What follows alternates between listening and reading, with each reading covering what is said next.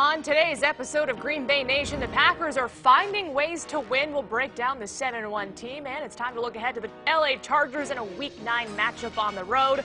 Plus, should Matt LaFleur be in contention for the Coach of the Year award? All that and more coming up next on Green Bay Nation.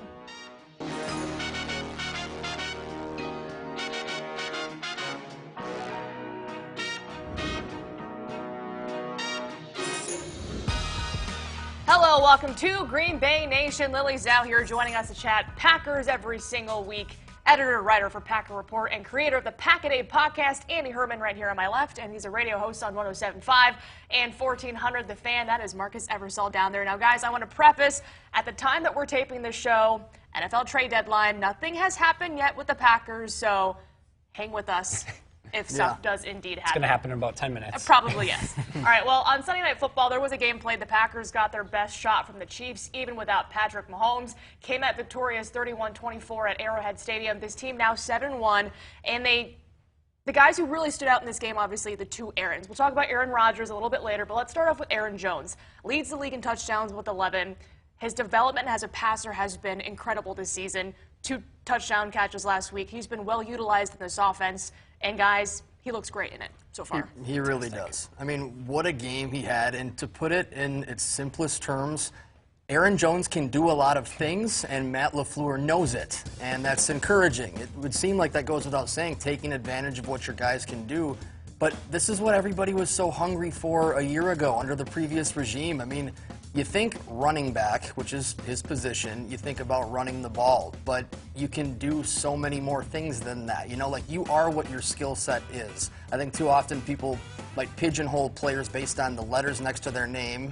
In Jones' case, he's a running back, but you can split him out wide. You can do so many things, and that was on full display Sunday night. Yeah, I think one of the last big mismatches in the NFL is finding a way to get a running back, mismatched against a linebacker. And I thought Matt LaFleur did a tremendous job of that against Kansas City. Consistently found matchups, not only for Aaron Jones, but for Jamal Williams to get matched up with linebackers and exploited it. And I'm 100% with Marcus. This was the most mind-blowing thing a season ago when the Packers were struggling on offense, when Aaron Rodgers was hurt. This was one of the first uniting factors between everyone Packers related.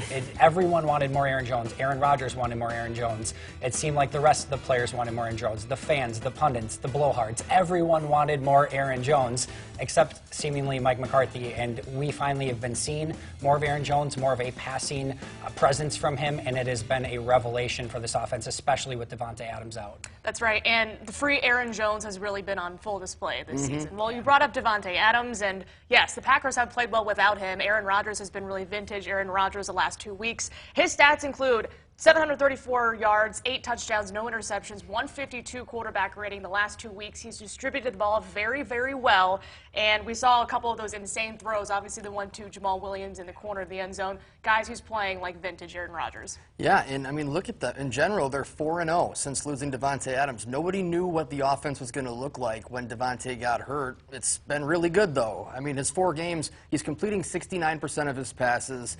1,255 yards, 10 touchdowns, and 1 pick in those 4 games without his #1 receiver. And I'll give you some credit, because when Davante went down, you said, of course, you never want to lose your #1 receiver, but in big picture, the Packers could be better for it if other guys step up. We have seen other guys step up without Davante, and this offense and Aaron Rodgers can only get more dangerous when they get Davante back. And I think one of the unique things this offseason, there was all this hope. There was this new head coach. There were brand new free agent acquisitions, 2 top 25 picks, and hope kind of sprung eternal. And the first thing that I questioned and I wanted to see is what happens when they get punched in the mouth a little bit and have to face adversity. And they lose a very tough game to the Philadelphia Eagles, but more than that, they lose their biggest star, their biggest playmaker, save for Aaron Rodgers, obviously, on offense, and Davante Adams. And how are they going to respond to that? They don't lose in October without Davante Adams the entire time. And a huge piece of that is kudos to Aaron Rodgers for the work that he's been able to do, spreading the ball around. Only 4 receptions, I think, for receivers this week, but found ways to get to the ball, the running backs, the tight ends, etc., and really make this a well-oiled offense. I agree. And, guys, I know a win is a win is a win. But what do you think we learned from this win number 7 from the Packers? You know, they go into KC, they're without 6 starters, obviously 3 on the defensive side of the football. They get kind of punched in the face in that second quarter. And, you know, when you look at it, though, I feel like tackling for this Packers defense still an issue, and it was kind of a big issue in that game. It definitely was. I think in terms of like what we learned, it feels like right now the Packers are a little too lenient on being the bend but don't break kind of defense. I mean, Matt Moore went right up and down the field against them. That was mildly concerning. Now, at the same time, that's Andy Reid. I mean, his experience with backup quarterbacks well documented. He finds a way to make it work offensively. The recipe for the Packers winning so far has worked halfway through the season, but at some point, you want to stop bending so much because eventually you think it's going to break.